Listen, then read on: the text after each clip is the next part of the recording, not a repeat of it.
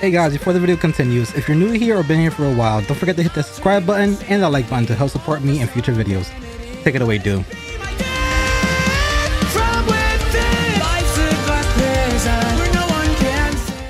I mean, we lucked out. I always say that. We always lucked out because right time, right place, right talent. Man. And and it wasn't easy like the internet. Right now, kids can get on the internet, be millionaires overnight. Just ours was word of mouth. Either you was good or you wasn't. You had to get recommended. You had to have music producers had to come find you and say, yo, I recommend this people. I recommend that person. Man. I vouch for that person. Now it's just like you upload a clip and anybody can watch it and then boom, overnight sensation. You know, I was in an interview in I think it was, I want to say, I think it was Columbia. I don't even remember. Yeah. I know I was in an interview and it was like, if I had to come out now, you know, it would have been worse than what I was complaining about with all the fame and all that stuff. Yeah, man. You guys are burning already, huh? Yo, we don't play no games, man. So before we actually, I just wanted to get a little bit, but before we actually light up the cigars and actually enjoy it, what are you smoking? And also introduce yourself after you showcase what you're smoking. Oh, Rick, did you hit the record button already? Of course. So we gotta do a proper intro. Come on, man. That's what I'm saying. We're gonna go through our cigars and then we're gonna do an intro. You know, it's you know, we have a little system. It's not obviously we're not industrial sized and whatever that word is. We're just having a hangout. We're just chill. We're just talking. We're gonna enjoy a cigar. Let me tell you. Recording our albums was never about we got to do this, we got to do that.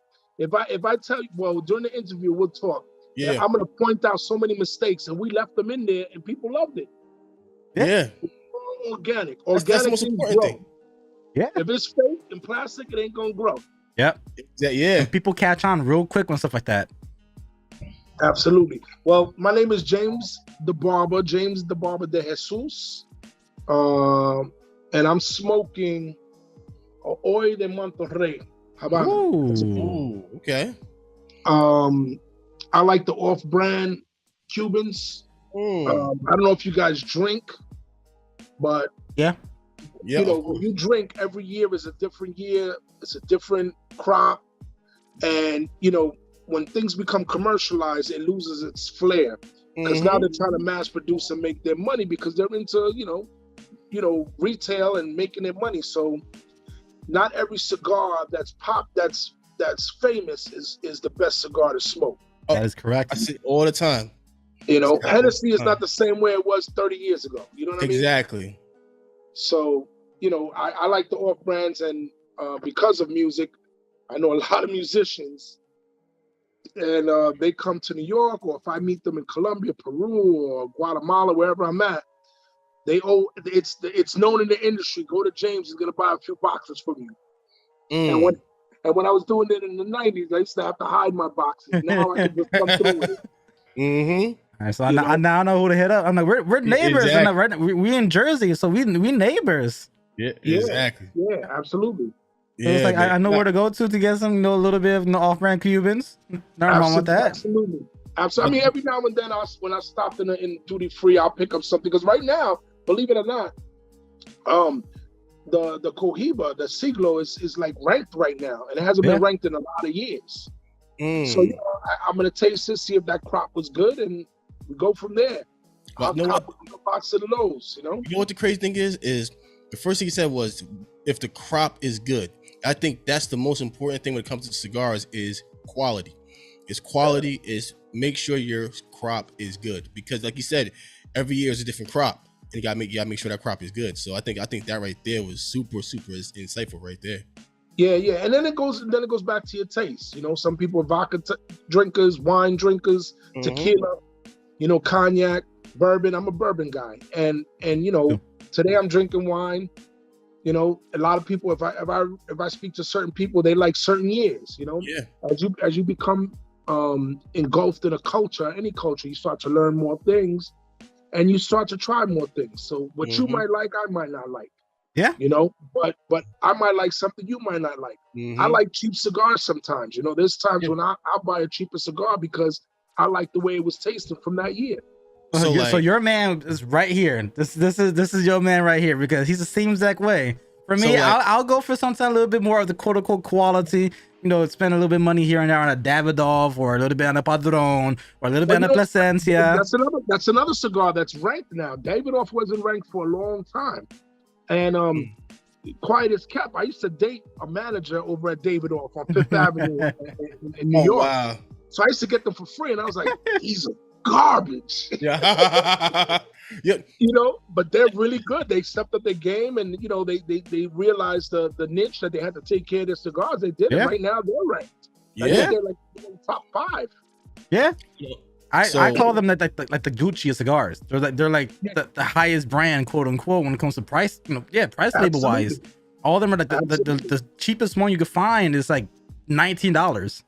Yeah, absolutely, absolutely. So, and you'd be surprised. I go to hand roll. You guys are in Jersey. There's a Cuban guy in Union City that he still keeps his prices relatively small, and his cigars are excellent. Oh, so what street in Union City? Because I could always hop on that bus right there to Union City. Hop on a Cuban bus. Man, I'll tell you. I'll send you a link on it, but I mean, the cigars are excellent. Literally, I bought like a Churchill Barba pole. It was like $6.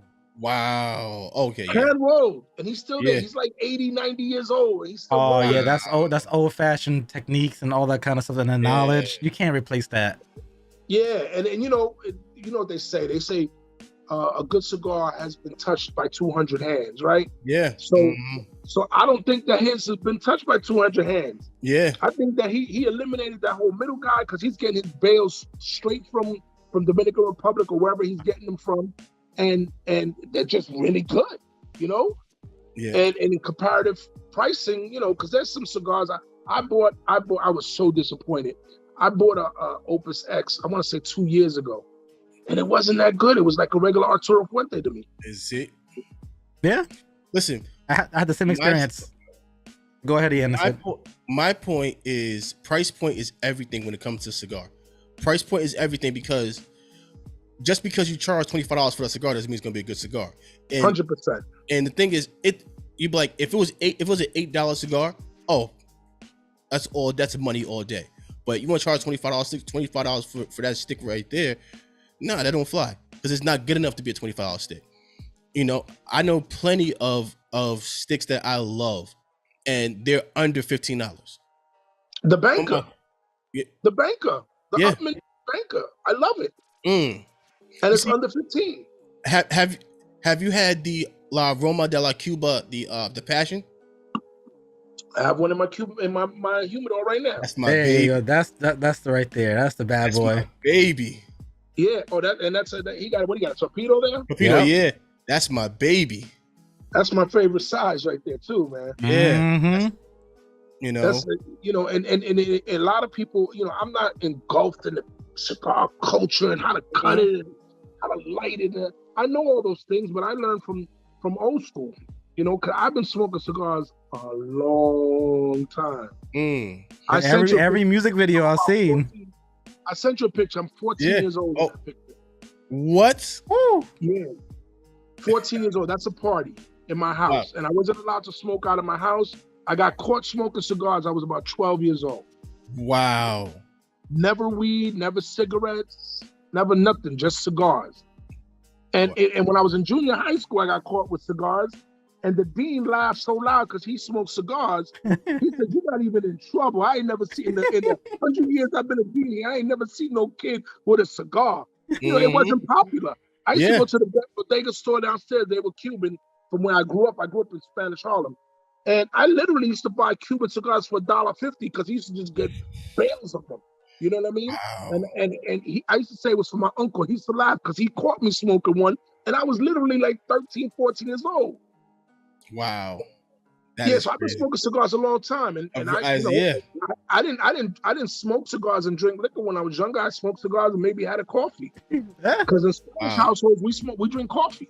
Yeah. Mm-hmm. I started drinking coffee when I was 4 years old. Oh my God. And when I first started smoking cigars, I really didn't smoke them. I did what I'm doing a lot now is I chewed them. I chew a cigar, I munch on it for a long time because I like the flavor and the taste.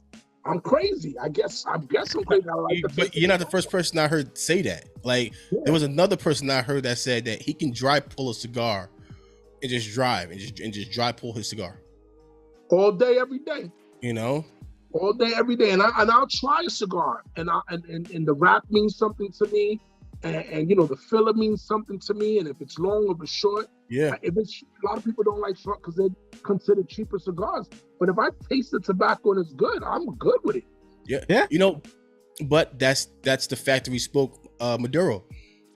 Everybody says because it's considered a Cuban sandwich, but everybody loves that factory smoke Maduro as a everyday stick because it's cheap and it's a good quality stick. Absolutely. I'm going to invite you guys down. I'm affiliated with a cigar club called the Cigar Brotherhood. I don't know if you ever heard of them. We actually go to different lounges once a month on Saturdays. Okay. And we're based out of a cigar shop in Spanish Harlem, where he doesn't sell any commercial cigars. It's all his stuff. And wow. I'll give you guys a tour in the back. It's a small shop. And he has bales and bales of tobacco. And I know for a fact, and I know all of the places that do it, they buy his cigars for $8 and sell them as their house cigars for like 12, 15 bucks.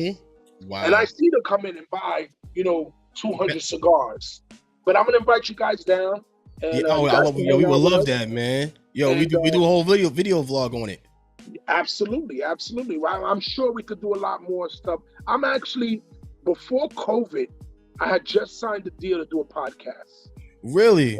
Yes, and I was gonna be doing, because I know a lot of other celebrities, and we were gonna just talk crap. I always have a liquor sponsor.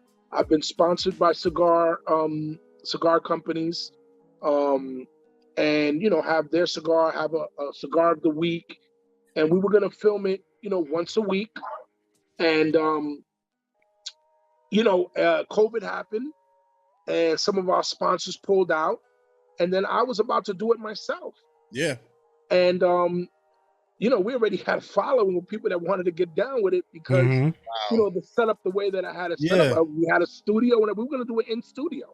Wow. And it was gonna be something along the lines of like drink champs, just sitting down talking shit, and having a sip of something and just talking to a person and find out how they got into cigars and so forth and so on. And so when Mo told me about this, I was like, man, it's really good. I got invited to another cigar podcast, and I wasn't really feeling the host. And the reason why was because he was real technical about what he wanted to speak about, and knowing the cigar and this. I was like, man, get the fuck out of here. Exactly.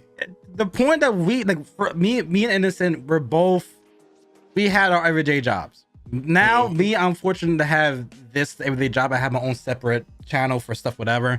But it's like at the end of the day, so many people are so commercialized. Some people are so part of the industry, and they have to like censor what they're saying, or they structure their podcast with questions and have scripts and this.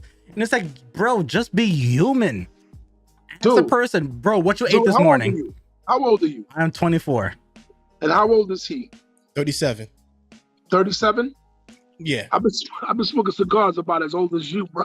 Oh my God. That is wild. So I'm old school.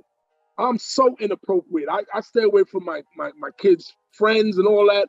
I'm not good with pronouns. I'm not good with none of that regular stuff. You know what I mean? I'm not good with dudes that get henpecked. I'm just really old school.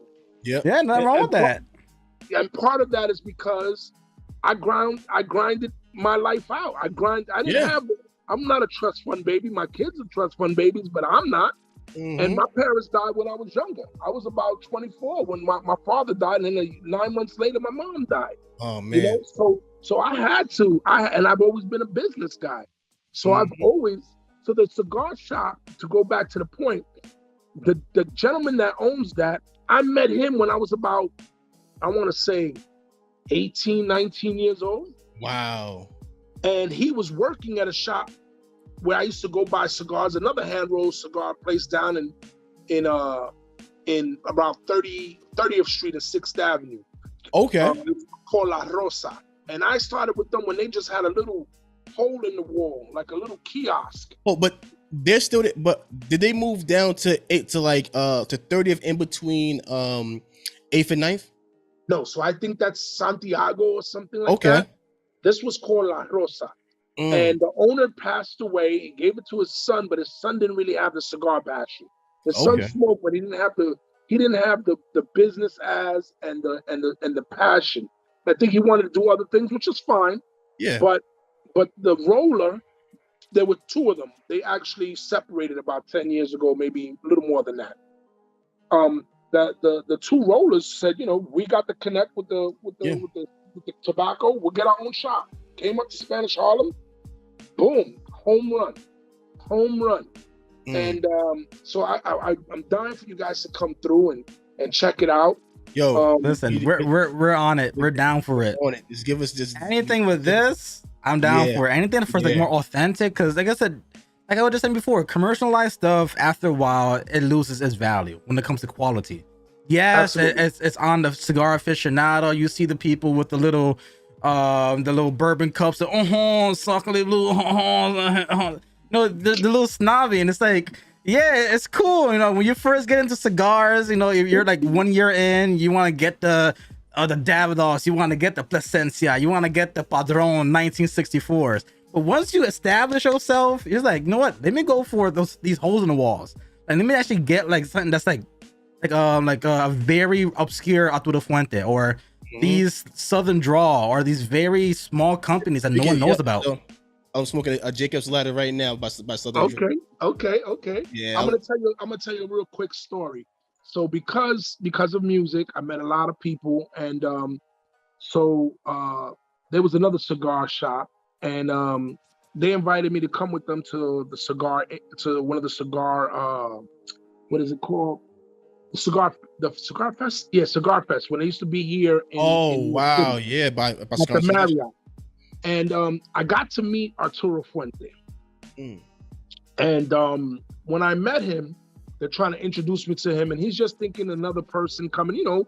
I know what it's like. So many people coming and bombarding you. And they told him, and they said, hey, this is the guy from DLG. He goes, what did you say? And he said DLG. He goes, oh my God, I'm so tired of you. And my wife loves me. He goes, don't leave. Let me finish with these people. So he's talking. Then he grabs me, takes me behind he opens up, this is my personal bag. So he had his own personal Opus X's. He grabs a handful. He says, here, put these away. Put this in your bag. And then he goes, here, now smoke this one. The one he gave me was supposed to be an Opus X, but it was from his own collection that he has. His rollers give him a specific style or whatever, and one of the best Opus X's I've ever had in my life. Oh my God! So you had something that's not even for the public. Yeah, I had some totally no label on it, no nothing. He does my personal Opus X's that they make for me, that I check them out. I want them to do certain things because he likes to get it pulled a certain way. He wants it a certain size to smoke, and a certain size for it to burn. And I kept in contact with him for a little while. But he's busy. I wasn't going to bother him. I wound up going to Dominican Republic because at one point they didn't sell Arturo Fuentes in Dominican Republic. It was only export. And I believe now, every now and then you can find some Arturo Fuentes there. But I remember buying Arturo Fuentes, the whole box, for like $60. Ooh. Yeah, old school. J&R used to carry them. Yeah. And this is when they were they started around down Chambers Street, then they moved up to about 45th Street, then they moved on to 5th Avenue, and then that's when the prices just went ridiculous. Yeah. And it's the same thing with anything. Once it becomes popular, commercialized, they're gonna run and get as much money as they can before the show is over. Yeah. One thing about cigars is like what separates this one from this one. Because you have somebody like E.P. Carrillo with the pledge, it won Cigar of the Year 2 years in a row. What's the price of it? Price of it, if you're buying it at MSRP, you're getting it for $12. So what? So why am I going to pay $25 when I can get a great cigar for $12? 100%. 100%. I don't want to hear. I don't want to hear about construction, all that kind of stuff, because at the end of the day, you should be able to be like, especially if you trust the company, you should know. And if you smoke them enough, there's no way that I'm gonna pick a bad one. That that I'm gonna have to worry about construction. That I'm gonna have to worry about finding the stem in it. You run into those problems. Sometimes you smoke cigars that are off brands, or you smoke a cigar that's not popular. You're gonna get stems. Yeah. You're gonna get maybe it might peel over, but the taste, you can't replace it. It's just like a greasy spoon diner. You're not gonna get a little plate with fancy gel on it and all that. Mm-hmm. You might get some dirt from the pot on there, but it's still good. It's still good. You can't beat your taste. Your palate is everything. This on Sunday I had a Espinosa cigar. Okay. I think it's called the Magallatas or something like that. Okay. It has the Batman logo on it. Yeah, man. I know exactly which one you're talking about. That one is fire. And I would never so Rick's palate, the way Rick loves cigars that have a strong coffee note. Yep. And it has spice. So he loves. So right now he's smoking the Eat Out right now. Eat Out is good, yeah. Okay, that's good. Has a strong coffee and chocolate taste. I love my espressos. But it's not sweet and all that, right? No, it's more like an espresso. It's not like coffee where it's like has a sweetness to it. This is like more good. Like cocoa and espresso beans. That's good. That's great. It's just like someone that prefers peaty type liquors. I like that woody taste. I like that. That's why my thing is when I try a cigar, I'm dry pulling it first to see if I like the smell, the taste, or whatever. Then after I light it up, because everybody knows one of the first lessons I learned is when you first start smoking a cigar, it doesn't smell like how it tastes. Yeah, exactly.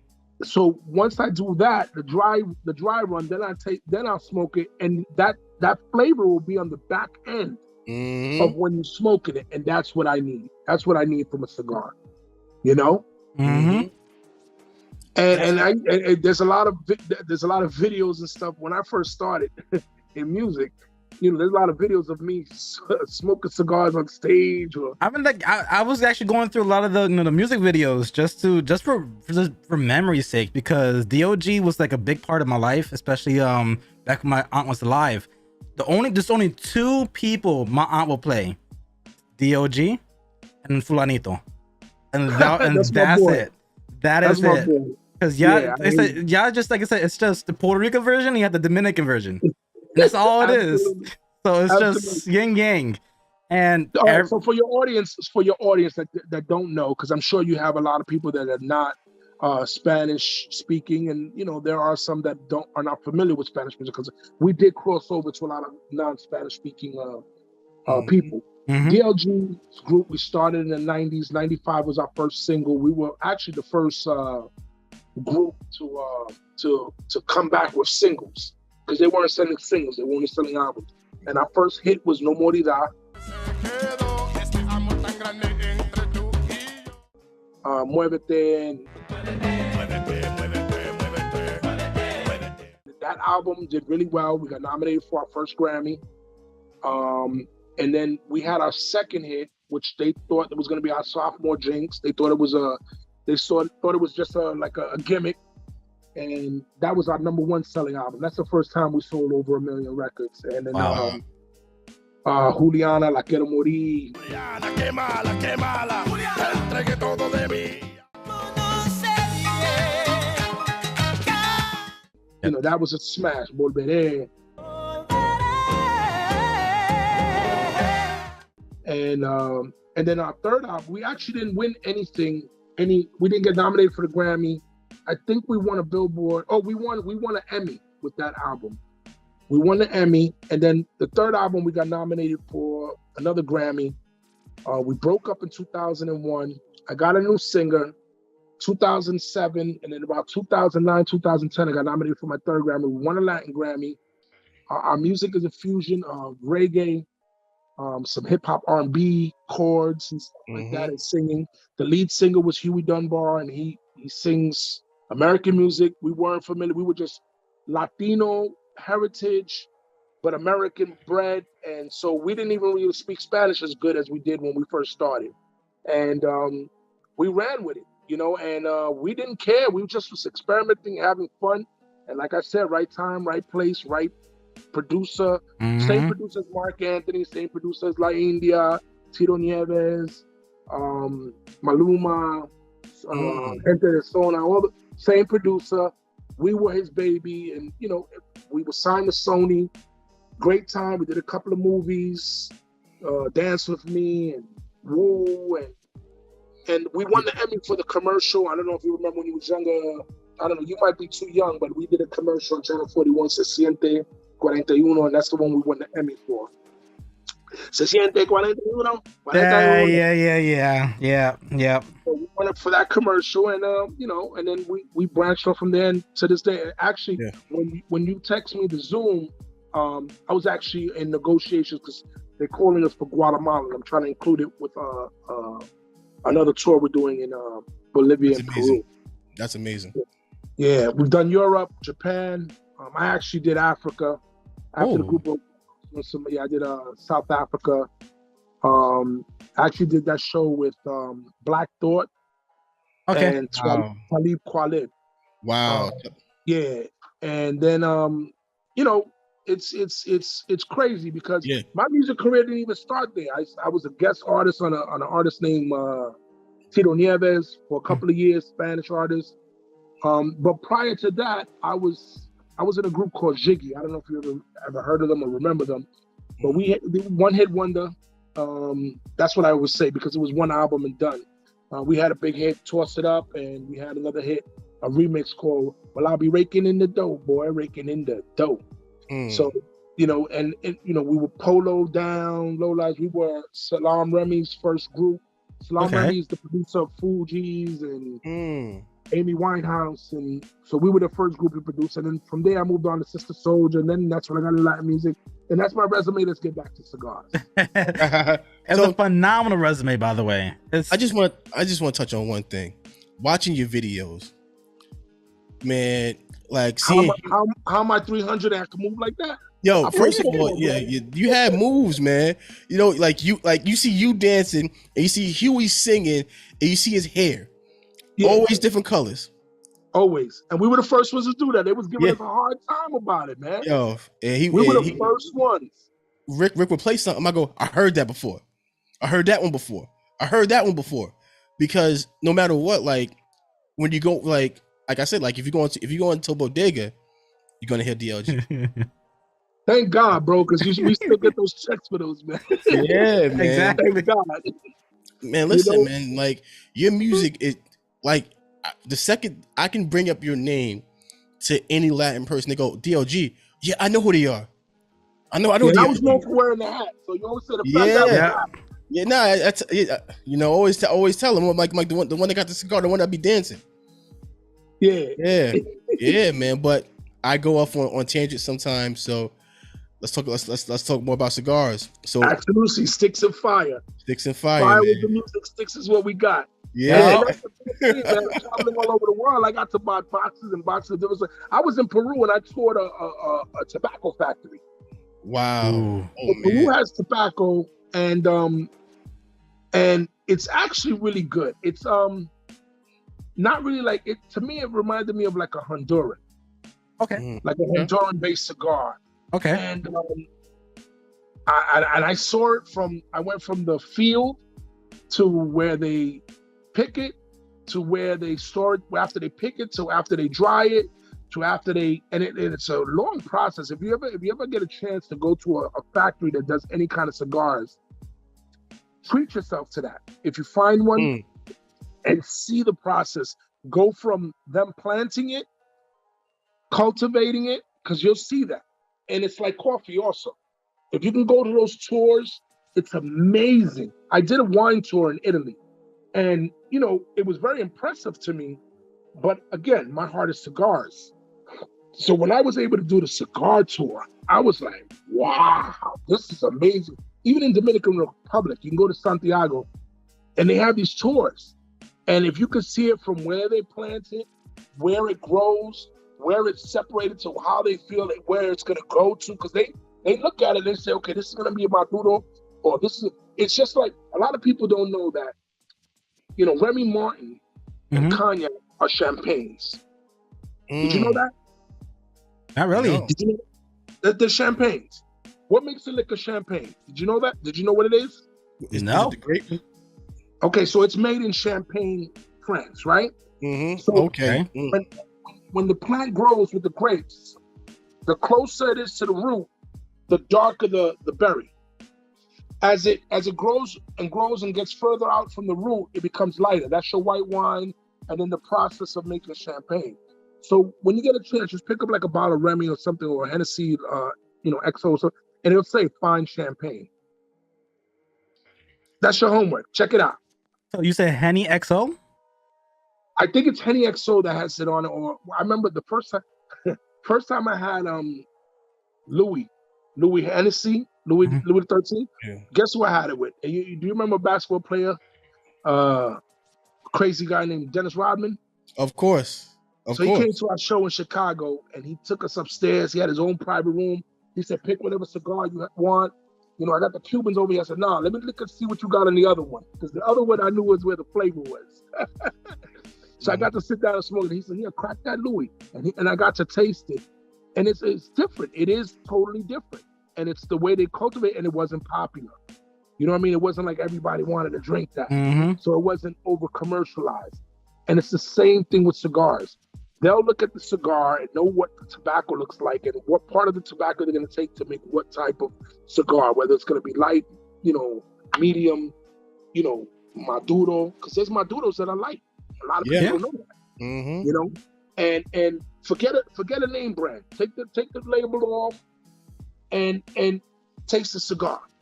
Find out what you like in a cigar. Find the taste in your mouth before you do it. I always encourage people to dry puff the cigar, because you'll taste that at the end of your smoke when you exhale. Well, I think the biggest thing when it comes to cigars and people is they get tied up in labels.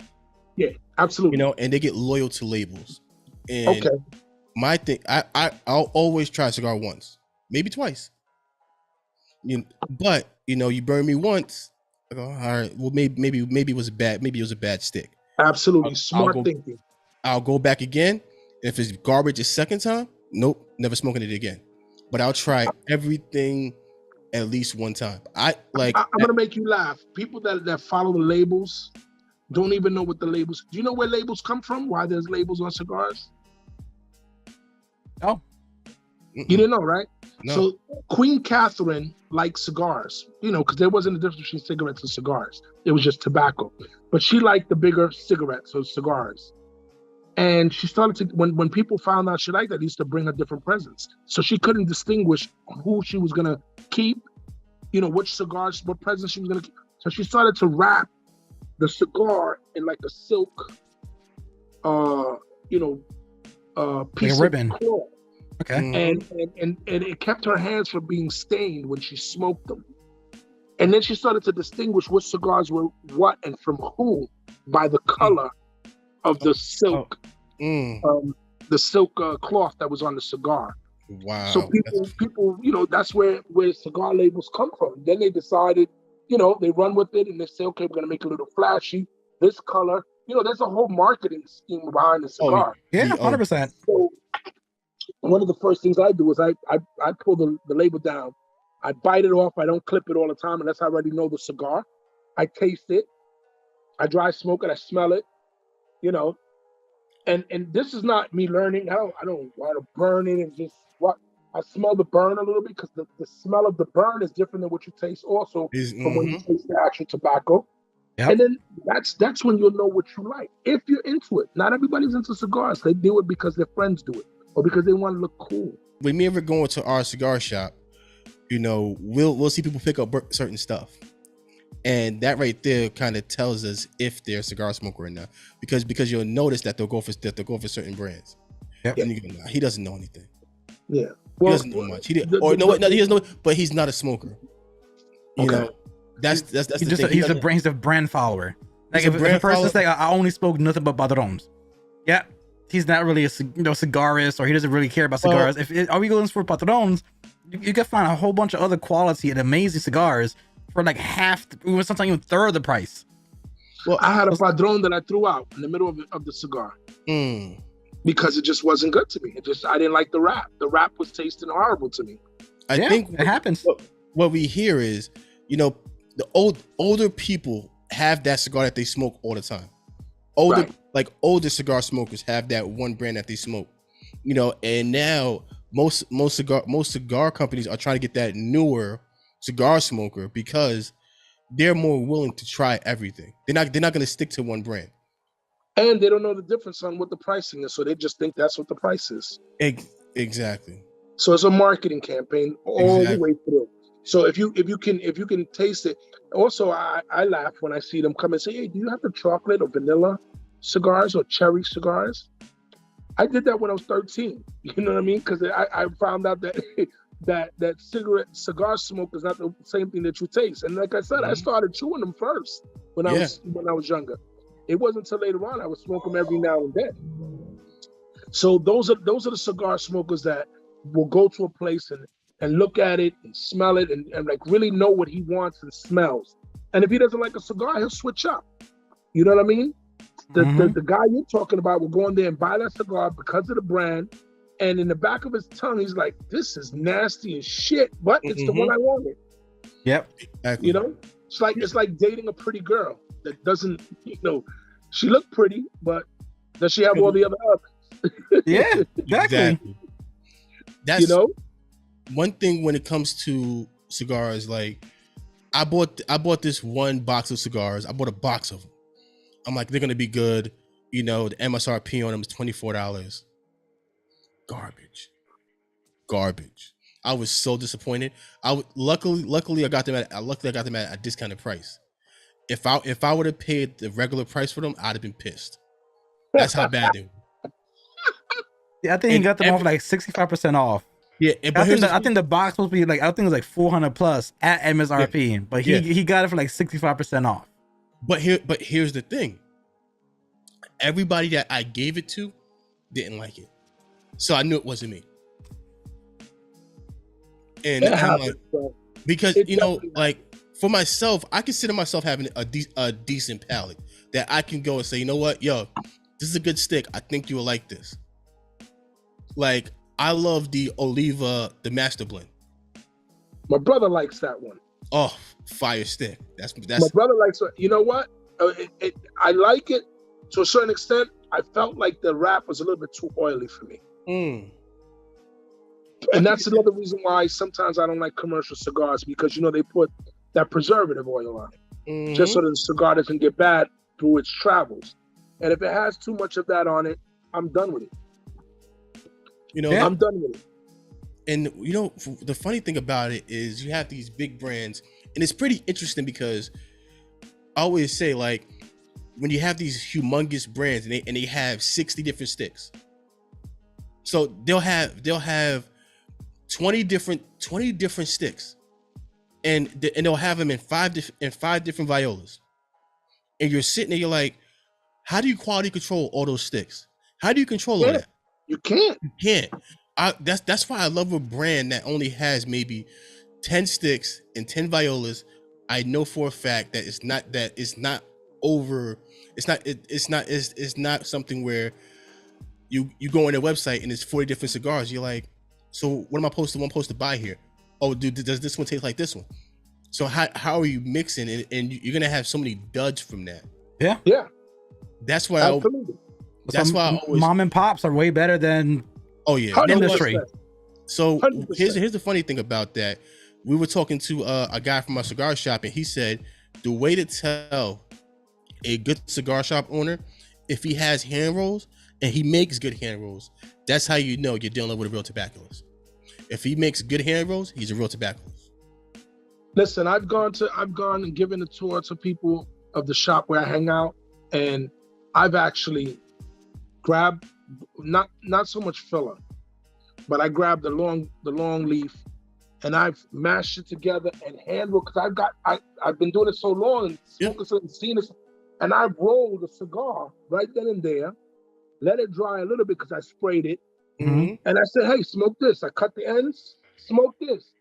And it's a stronger pull. Mm-hmm. But the purpose that I'm trying to say is that when you roll the cigar, you'll actually taste the tobacco. You'll actually taste the wrapper.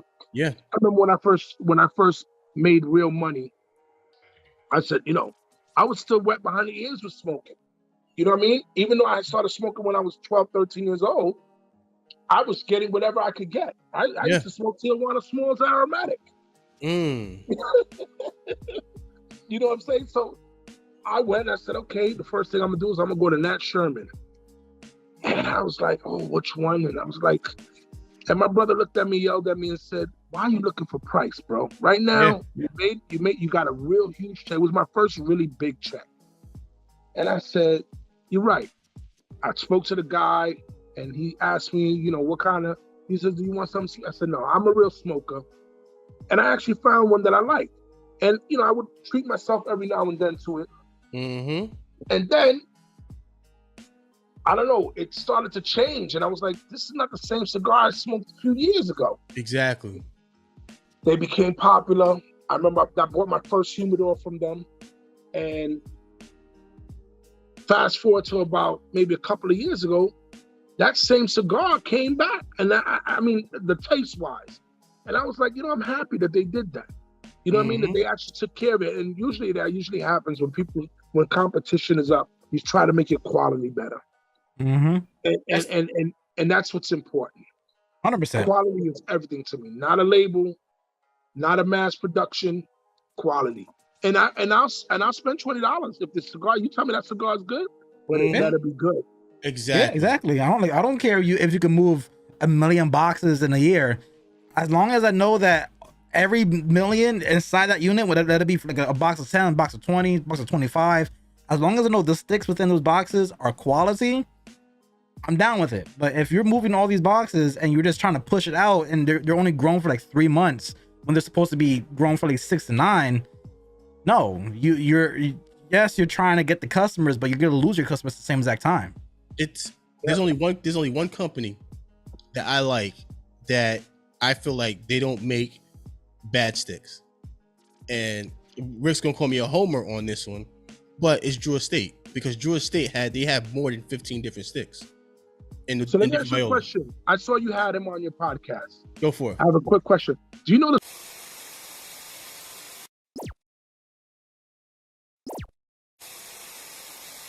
So, but you know what the fun? Here's a funny thing.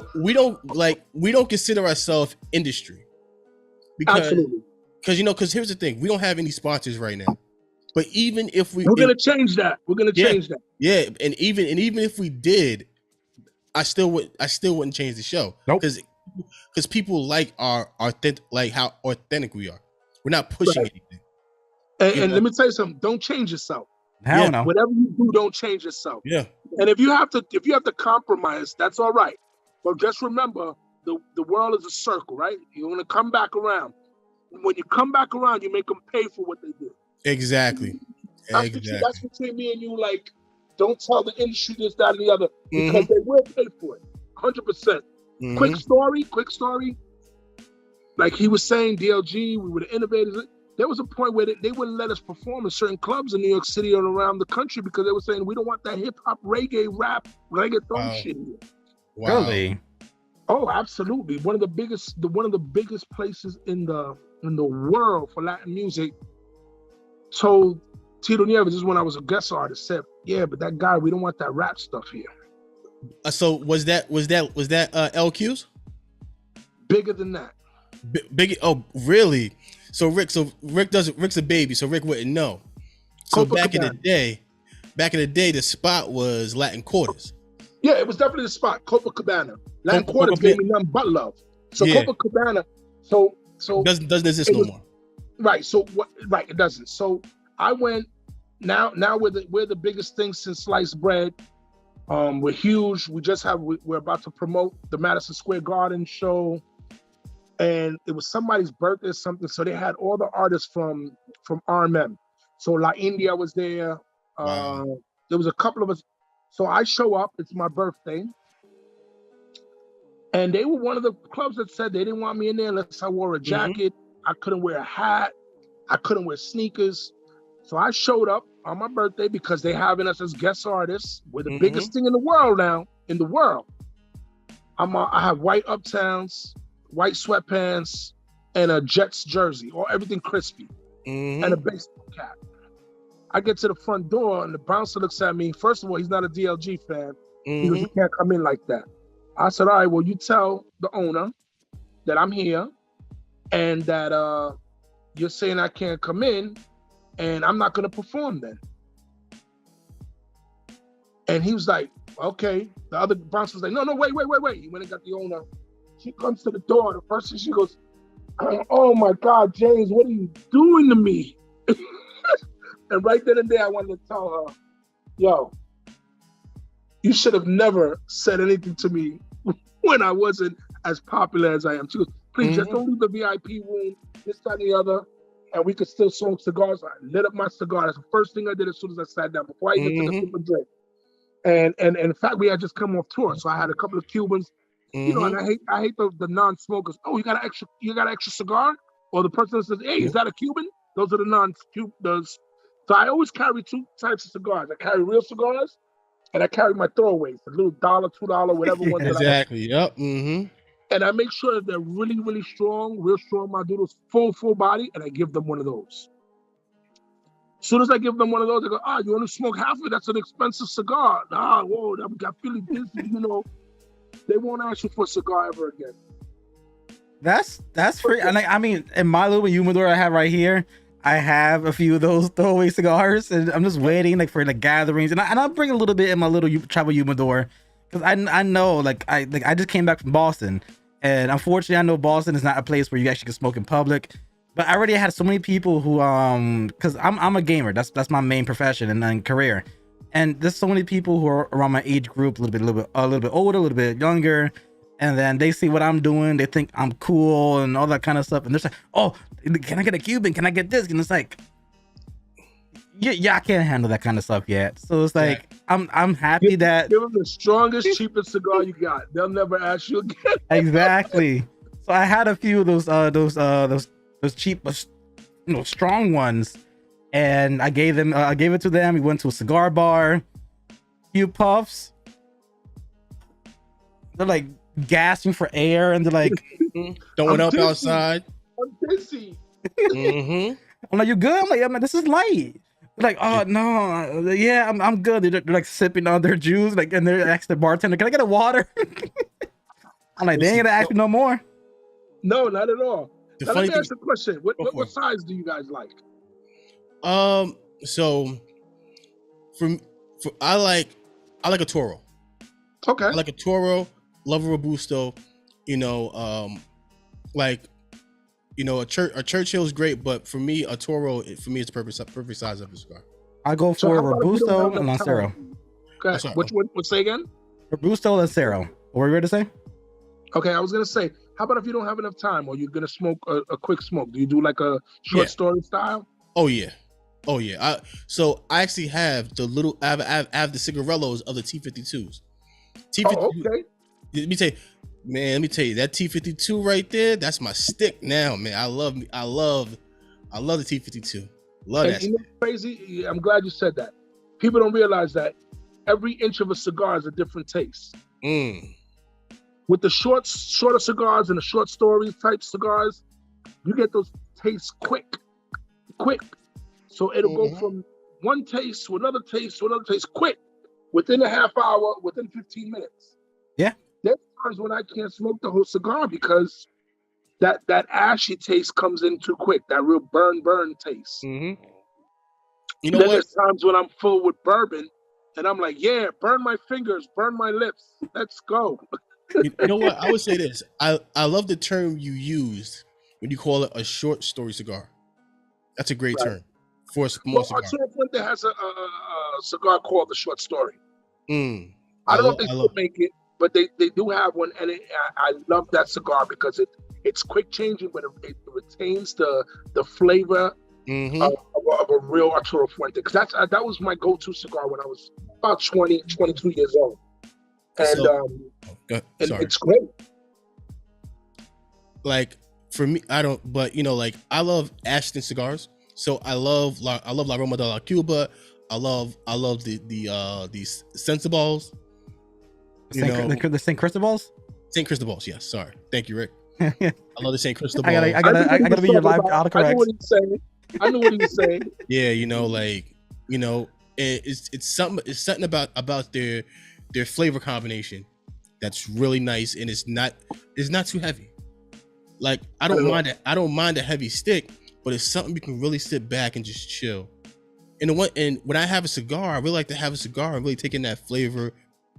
And every 5 or 6, I like to go in retrohale, so this way I can really get those notes of that cigar. And then of course, like I'll sit there and try to guess what's in the cigar. We do that all the time. We sit down around each other and we try to guess.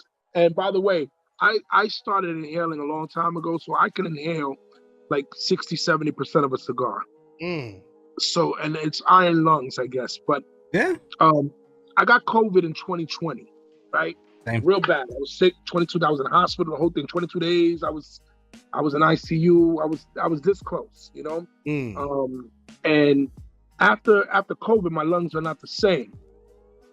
But even though I slowed down, I don't smoke like 2 or 3 cigars a day or 2 cigars. I'll smoke, every now and then, but my chew is my go-to again. So, excuse me. So you'll be surprised that I'll take a cigar and I can tell you so much because I chew the cigar. True. A lot of people don't know that. What was his name? The old man that smoked cigars. The one that played in George. He played in Ocean's 11, right? No, before that. He died way before Ocean's 11. George. Somebody in the comments, check your comments. Somebody knows what I'm talking about. Yeah. But he didn't smoke cigars for like the last 20 years of his life, 15 years of his life. And I've got a new appreciation for cigars. I'm trying to think because for some when you George say Burns. George Burns. Okay. George Burns. So I got a new appreciation for cigars that I'll still have a cigar every day, but I won't smoke a cigar every day, and I'll chew some of the cigars. My brother gets mad at me, but I said, I'm getting the same flavor as you. If not, mine is lasting longer. And I'm actually getting that taste, that woody taste, that peaty taste that I really want. And we don't really smoke indoors. I don't really smoke inside my house. I smoke upstate. I got a couple of properties, and especially when I go camping and go to the cabin or whatever, and that's you're freer to smoke in a lot more places. Yep. For me, I got my window fan. I'm like, listen. Same as me in my little corner right here. I have a window fan. I got my window fan. I have a little fan right next to me blowing towards the window. So I had a bar for a few years in Spanish Harlem called Camaradas. I was one of the partners there, and we had an exhaust system that was so powerful for the place. We used to call it the speakeasy. So when we were closing down, we would close down, light up, and it would blow, and you would never know that we smoked there because the amount of pressure of that fan blowing it out. So every night we had speakeasy. So the cigar club used to come from because they closed across the street. They come over and would smoke up the place. Literally 2-3 cigars until like 4 or 5 in the morning. So Damn. So speaking of business, so somebody told me that you were involved with Jimmy's Cafe. Yeah. So you guys know New Rochelle? I was one of the partners. Okay. I was one of the partners. I was one of the partners for Get Soul. Okay. I was one of the partners for Get Soul. I know Jimmy for a lot of years. I performed in his place, and it obviously closed down, and I moved on to something else. That's when I wound up going over to Camaradas. Okay. And I also was involved with a place in the Bronx in the catering. And as far as business is concerned, I've been involved in business since I was 21 years old. I owned my first barber shop by myself when I was 21 years old. And then since then, a lot of the money that I made doing music, I invested into real estate So I'm part of an investment group. We have about 15 properties. Then personally, I have I'm involved. You know, me and my brother are partners in our personal stuff. So we have our primary homes, and then I have my home. The first home I bought with my ex-wife, and then we own a building in the Bronx, and you know, we have that in a trust fund for our kids. That's how it's legacy is everything, man. To me. Legacy is everything to me, and I can go on for hours just talking about just building for your kids, your grandkids. Absolutely. I was brought up in the projects. I didn't have nothing, so I knew that I had to build something for my kids. I have 3 kids, and you know, I left them, you know, a piece of this earth. A man once told me, make sure you buy a piece of this earth before you leave. And you know, whether it's $1,000 or whether it's, you know, 18, you know, million or whatever, you know, buy something here and leave it for your kids to build. And something minorities that we don't do is we don't build, and we don't get together and make sure that we build together, because we can grow. There is an actual community, there's an actual movement, there's an actual other gentlemen that I've met smoking cigars. Actually, that's how I got involved with the investment group, through cigars. A lot of businesses made through my cigar lounge. And you know, I while I was on tour, I became a paramedic. I went to paramedic school. I got a degree in paramedicine. I got my real estate degree, and now I'm an expediter. So I that's my investment part of the investment group. Yes, earlier today I was actually on the call for still doing music. So I still do music. I do all those things. Well, I think you have such an amazing ear when it comes to music, because honestly, like, I know, like, once Huey left, you were still able to take that artist. I think his name is Gigi. Yeah.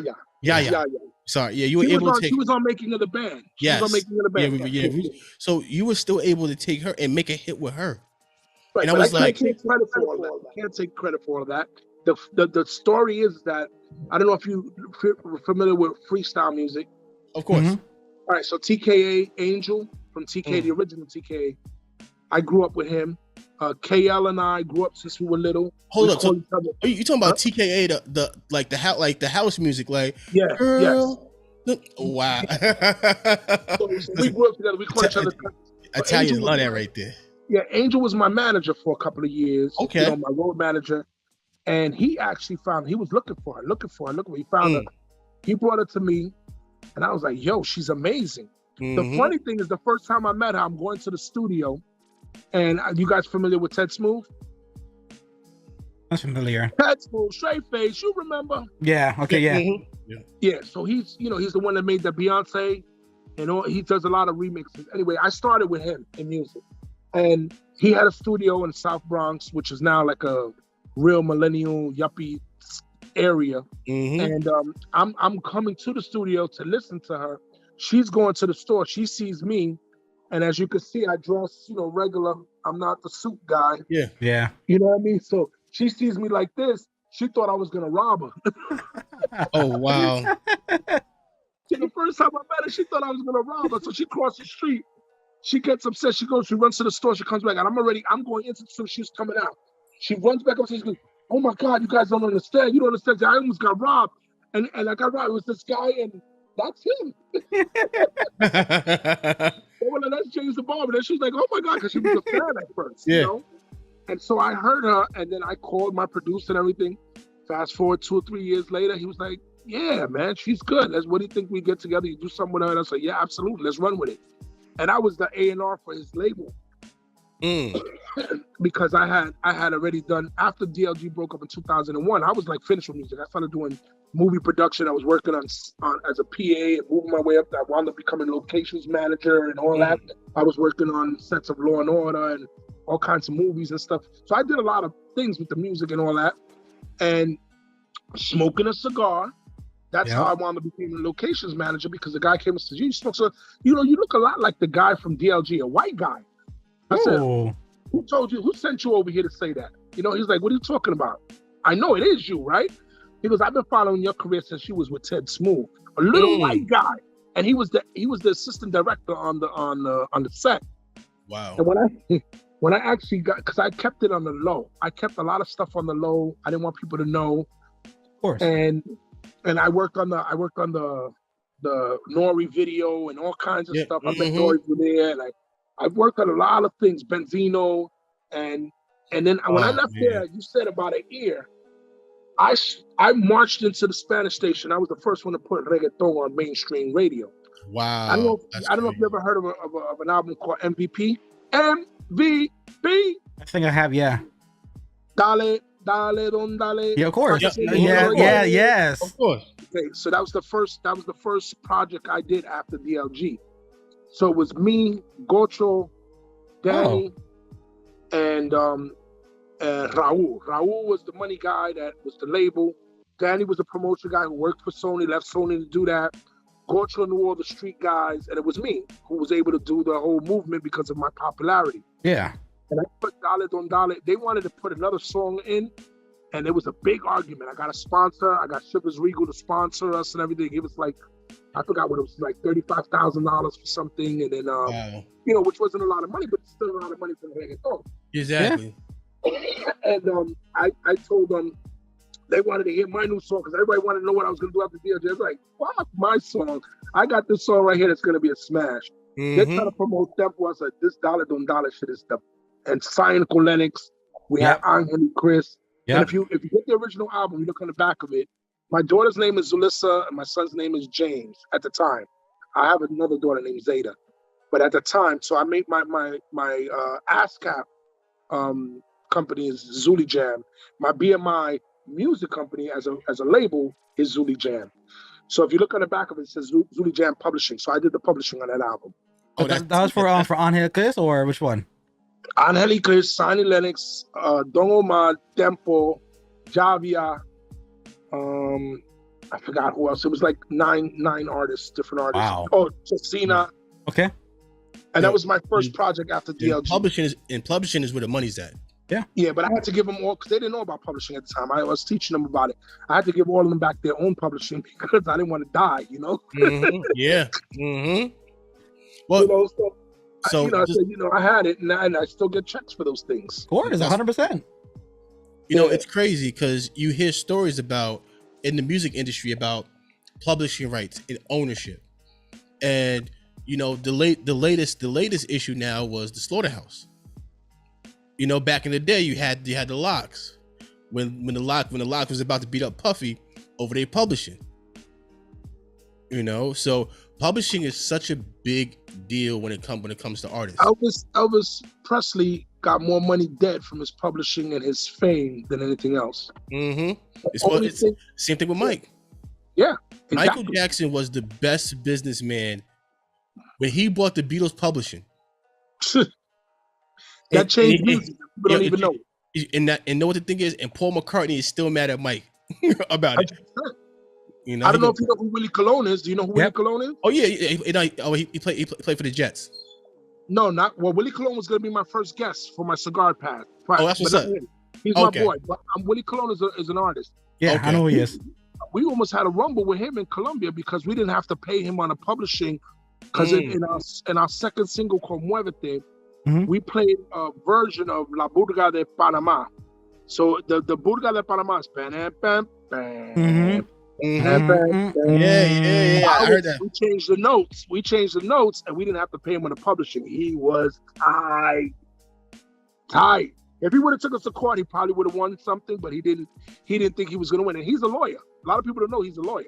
Wow. Willie Colon, as a singer, he ran for president, I think, or mayor or something like that. He actually lives not too. I don't know if you know the Bronx. You know the Bronx? Of course, yeah. So I live in the country club area. I have two houses here, and he actually lived around the corner from my very first house I bought. And because he was running for, it was like Bronx, whatever. I don't know what it was. But he's a very smart businessman also, and his publishing. I was gonna say something about that. Tina Turner, when she left, what's his name? Ike. The only thing she wanted was her name. She said, "You can keep all the old stuff. I'm gonna make some new." And she didn't make money till What's Love Got to Do with It. And there's a lot of artists that have big names that don't have money because fame is different than money. So the crazy thing about it was, I think Rolling Down a River was a remake. Like they wasn't the original people to sing that one. It was somebody else, and then they remade that. And they didn't get a publishing on it. She didn't get the publishing on that. But that's fine because she wound up getting a lot more money later on. So Elvis Presley is a prime example, you know, and that's why when people die, you know, you got to make sure your house is in order so people can pass down your publishing. I think. I think the one thing when you hear about publishing and artists, like this whole Tory Lane situation, everything bad didn't start happening to him until after he was able to get out of his deal with Apple. If you notice, Chris Brown doesn't get radio play like that no more. Chris Brown gets really no radio play anymore because he's independent now. If you notice, if the only time you can find an artist is on YouTube, is because they're not with a label no more. And people think that payola doesn't exist no more. How you think all this garbage music gets on the radio? Well, payola is different now. Now it's not for payola. You could pay Instagram, you could pay Facebook, you could pay Twitter, you could pay YouTube, and it's product placement. Similar thing to like product placement, and you know, it's a different game. Like I was saying, he's 24 years old, so he knows that game. And the same thing with cigars. That's the one thing that I don't see in the cigar world, that people are trying to invest into that young lifestyle, because that young lifestyle is what's going to catapult you to the market that you're actually targeting. Well, if you look at a company like Drew Estate, the way they do it is with their swag. That's how they're able to get young people, is because of their swag, their internet presence. Yeah, because I get you shirts, I get you hats, I get you the travel humidors. You know, I'll give you, stuff like this. But here's the thing. But Rick, that's cool. Like old people don't care about that kind of stuff. Young people care about that kind of stuff because it's young, it's cool, it's vibrant. So when you have a company like that, and they look at it differently. So people are chill with the crackhead lighters. They go.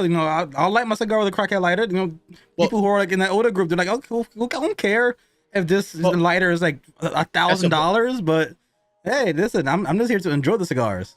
Well, if you think of, that's the one thing too. Like, most people don't know the real way to light your cigars is with a soft light. The only reason. What? Say it again. No, the real way to light your cigar is with a soft light. Yes. Not a torch. A torch light is for when you're outdoors because of the wind.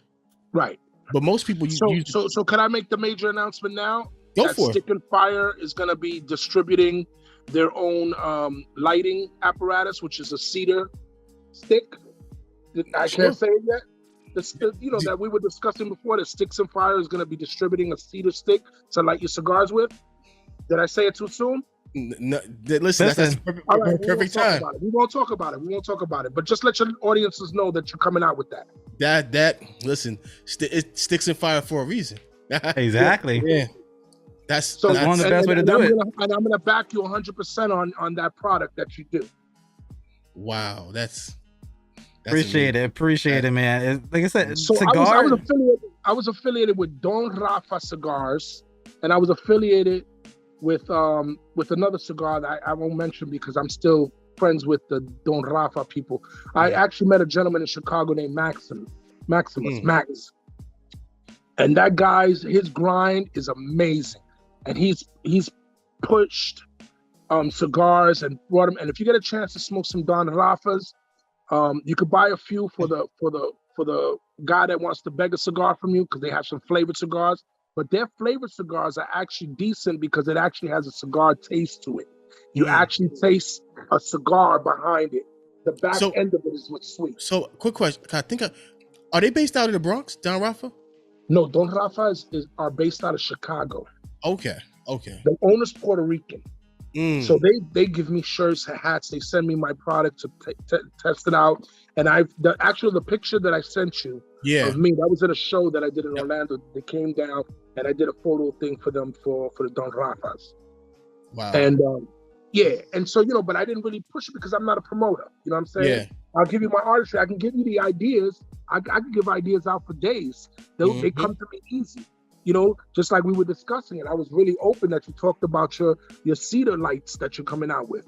Yeah. You know what I mean? It's going to be excellent that you light your cedar with your torch and then light your cigar, because that's the correct way to do it. Exactly. And I think that your idea was amazing. You know what I mean? And I can't wait till you guys come out with it. And like I said, I'm going to promote it everywhere I can. That's awesome. I appreciate it. And the part that sucks, I was in Chicago last year. I wish I knew this information. That's not a problem. I'm gonna have them send you some stuff, and you guys do a segment on them. Okay. And and then make sure you send them a couple of your sticks with your with the Sticks and Fire logo on your cedar. Am I talking about your cedar too much, or no? Go ahead. Keep going. Okay. Well, I'm just saying, you send them a couple of those things and see if you could do a merger with them. Maybe you could give it to them, because I know you guys were telling that it wasn't that expensive. They could throw it with a box of cigars or send it to people. Yeah. You know what I mean? So and those things are amazing that you can do, and that's the whole point of cigars. You put things in a little bag and just throw a little cedar sticks in there, and why not? I know that I spoke about it too soon. I don't know if you guys were ready to launch that, but I'll wait till you guys are ready for it. No. This was perfect timing. Okay. And like I said, you let me know, and I'll post it all over my social media and everything, and I'll put it in every cigar shop that I know. That's amazing. But you guys gotta let me know what date you guys are gonna come over to New York, so I can give you. So like I'm in New York every day because I work in Manhattan, so I'm in New York. Where do you work? Day. I work on 41st and 5th. 41st. So you're right next to where the old Monte Cristo J&R used to be. That's 45th and 5th. Yep. So like Nat Sherman's not there anymore because not Nat Sherman, J&R. No, I'm saying, but the Nat Sherman used to be on. Nat Sherman was on 42nd. Now it's in between the block. I'm just really happy that you guys are young, vibrant, doing a real good job with this. That's the only reason why I'm here. If not, I stay home. I have no problems with staying up in my cabin and not speaking to anybody. Especially the idea you have with the cedar stick light. I thought that was an amazing idea. And you guys could start, start promoting it as soon as you get. I told you, don't sleep on that idea. You told me, man. I was excited about it. Yeah, 100%. Every show you should be lighting. 100%. Every show you should be lighting with your cedar stick, even though it's in its infant stage. You still should be doing it. Yeah. Very, very true. Like I said, it's all about marketing. It's all about showing off the brand. It's all about plugging and all that kind of stuff. And then maybe we could talk about something where I'll do some segments for you. That'll be the next thing. I get you a couple of stars that smoke, and that would be. We'll do some on the yard. Yo, that would be amazing. I'm down for that. We'll talk about that behind the scenes. That's going to cost you about $500,000.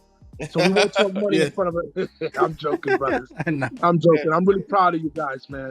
I really, really appreciate you. I really appreciate your idea. I love your movement. Keep doing what you're doing. Keep promoting cigars in the correct way without being bougie. Yeah.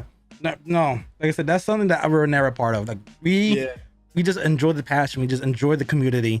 And we don't want to be like everybody else who's just like very stuck up and they only stick with one brand or they stick with one topic. And when they talk with people or get guests, everything's driven on just their brand. It's like, yo, people are human too. Ask about their livelihood. Ask about what they do behind the scenes. Ask what they ate this morning. Ask what if they peed this morning. They just random shit. Just be human. But you know what? Like, I remember during a call, I was a part of a call with Robert Holt from Southern Draw. Okay. And the whole time he spoke about his wife. And I just said, and I said, it's amazing the way you speak about your wife. Because he's like, without my wife, I wouldn't be able to do this. And and then you're able to kind of make them comfortable. You want your guests to be comfortable. You want them to be able to feel like they're talking to friends. Because at the end of the day, you can say whatever you want about your cigars. That doesn't mean people want to smoke them. People are gonna smoke the cigars because they like you. Because at the end of the day, they're like, you know what? I like him as a person. Now I'm a fan of his cigar. Yeah. And then they'll fit the cigar, even if they don't like it 100%. They'll fit the cigar for when they want to smoke it. but it's still in the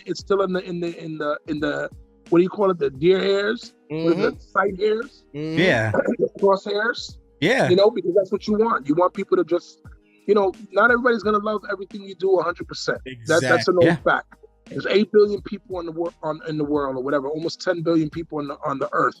Not everybody's gonna like what you're doing, like what you're saying, feel and think and believe the same things you do. But if you can find a common ground with a couple of people, and if you're congenial enough, that's why I think your Sticks and Fire Cedar thing, it doesn't promote a brand or anything like that at all. You know, every time you have a guest, you can give it to them, and right there you start to promote. Hey, listen, we'll send you a few, we'll send you a bundle or whatever, and they'll start helping you out, and that's how you brand. And that's the big thing about cigars. A lot of times, cigar smokers like to commingle and build together, and it's a different plane. Your mentality becomes different. Your business mindset becomes different, and it all starts from a cigar. So I do a lot of the marketing for us as far as reaching out to people to try to get them on the show, and it always surprises me when people are willing to come on our show because we still feel like we're babies. And when maybe that's the thing that people like. That's what I like, the grassroots movement in you. Remember, I did my homework on you guys also. Oh, thank you.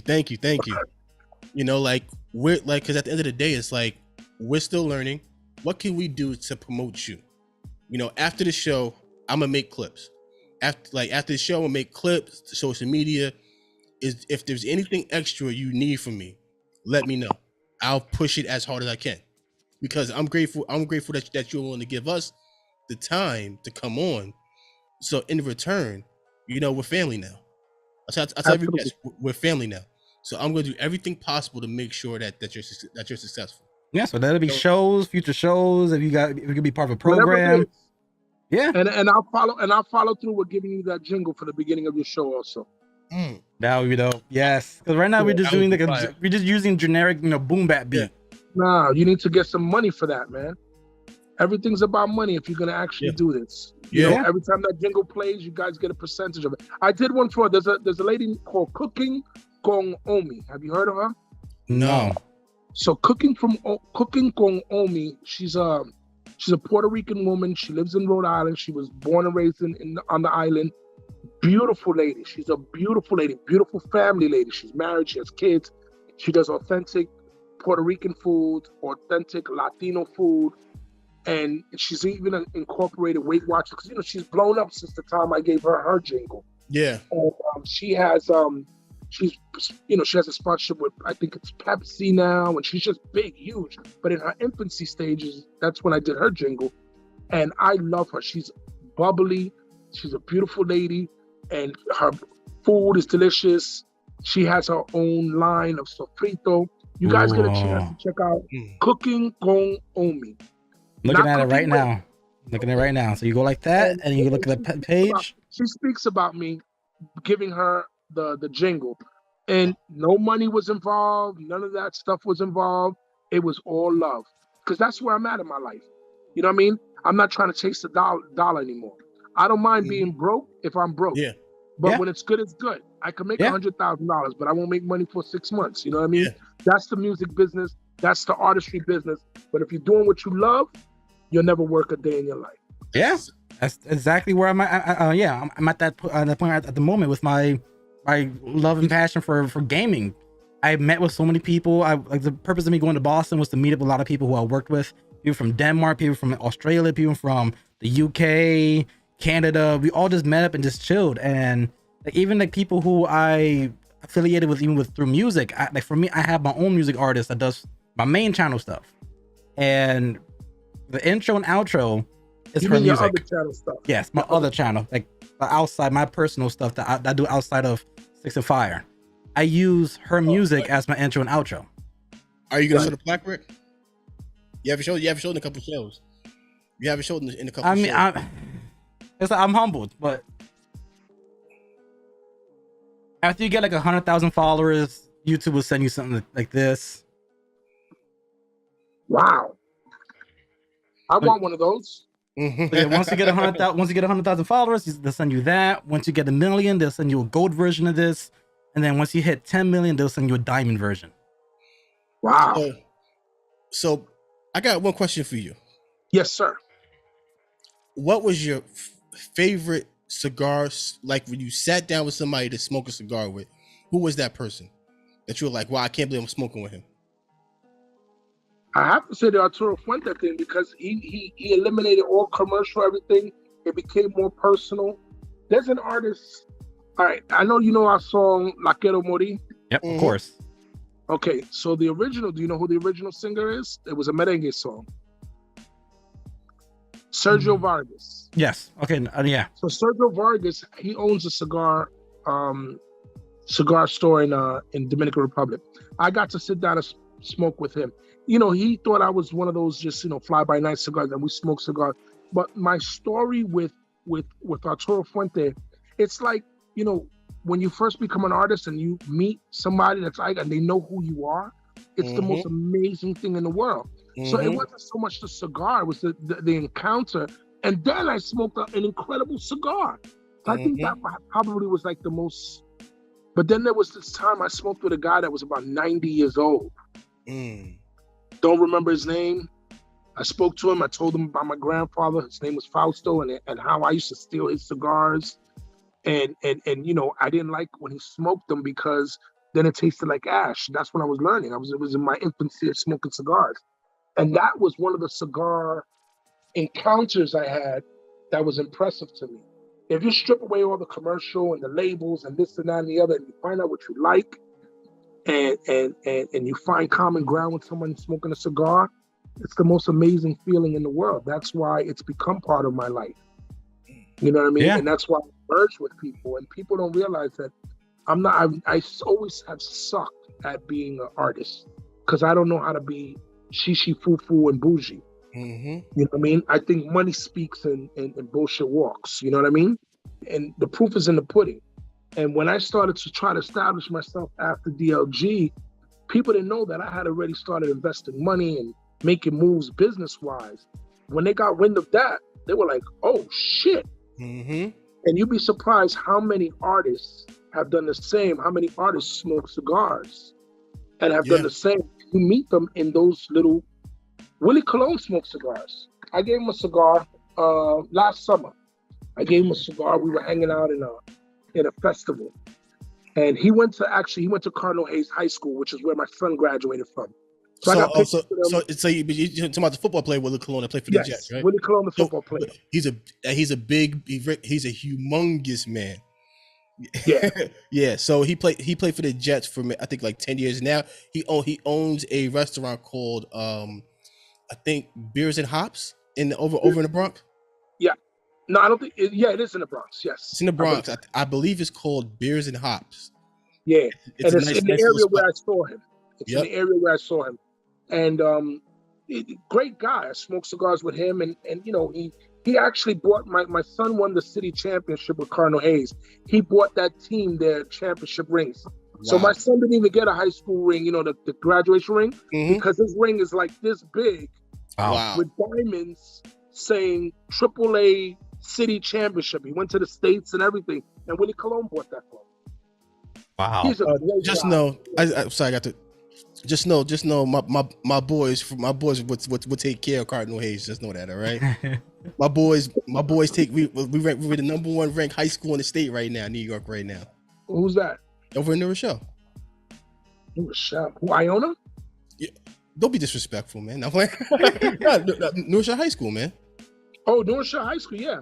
I actually know the coach there. You know Rhett. Yes. Coach Rhett is the man. I coached football for a lot of years at Columbus High School. Okay. And I coached at Stuyvesant High School, and I coached at Manhattan Center.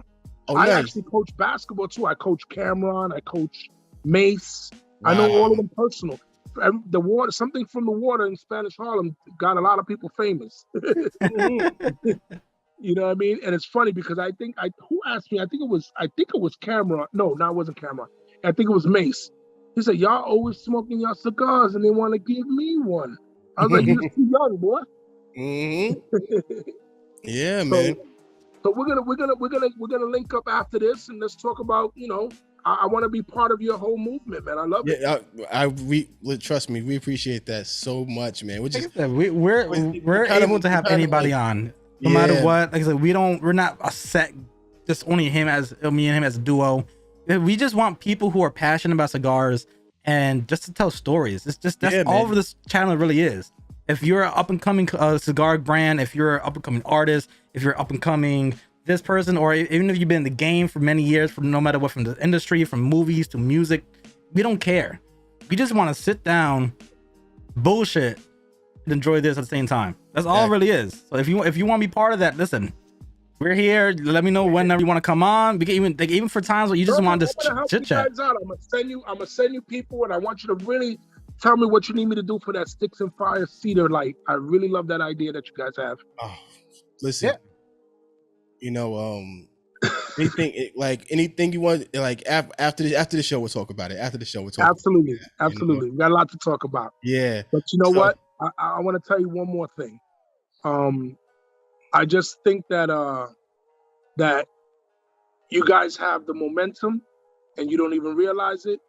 And I hope and pray that you guys build on it, especially with the knowledge from your partner right there, and from your experience. And knowledge together, because I'm not saying you don't have knowledge, but the knowledge that you need for where you're going, he has, and for the experience that you have as in your maturity. And I think that comes from cigar smoking, being around people with like-minded tendencies. You know what I'm saying? Exactly. So I just hope that you guys build on it, and I'm sure that it's going to be very successful. It's going to be that's trust me, I pray for that every day. It's gonna happen. It's gonna happen. It's gonna happen organically. The way your show is organically, it is. You know what I mean? It's all about the sticks, and it's all about the fire, baby. Yeah. Hell yeah. Yep. So on that note, this was an amazing episode of Sticks and Fire Cigars. This right here is James, the Barba de Jesus. I'm pretty sure as if you are a Latin. From Latin descent, that you know who he is already. So it's, your mother either cleaned the house or you either made a baby with it. Exactly. So guys, I want to say thank you to James. You know, and listen, you know how we do it at the end of the show. Tell a friend to tell a friend. You know the vibes already. You guys know the vibes already. Tell a friend to tell a friend. Sticks and Fire, we out. Peace. Coming from the next lane.